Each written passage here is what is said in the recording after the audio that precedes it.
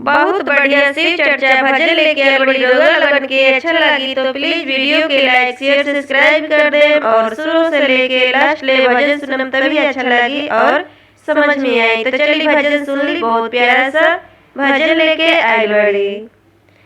रुद्राक्ष के पेनाब कंगनवा चरच होई अंगनवा। रुद्राक्ष के पेनाब कंगनवा हो चरच होई अंगनवा। चरच होई अंगनवा हो चरचवा होई अंगनवा। रुद्राक्ष के पेनाब कंगनवा हो चरचवा होई अंगनवा। चरचा में साहेब नीलम दीदी आई है। चरचा में साहेब नीलम दीदी आई है। नीलम दीदी आई है हो नीलम दीदी आई है। सबके हुजब नामा के घोषणा कराई है। सबके हुजब नामा के घोषणा कराई है। घोषणा कराई है हो घोषणा कराई है। हम पूजब गुरु के चरणवा हो चरचवा होई अंगनवा। हम पूजब गुरु के चरणवा हो चरचवा होई अंगनवा।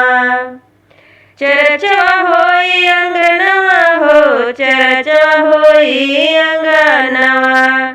रुद्राक्ष के पेनाब कंगनवा हो चरचवा होई अंगनवा। हमरे शिव गुरु के महिमा महान बा। हमारा शिव गुरु के महिमा महान बा। महिमा महान बा हो महिमा महान बा।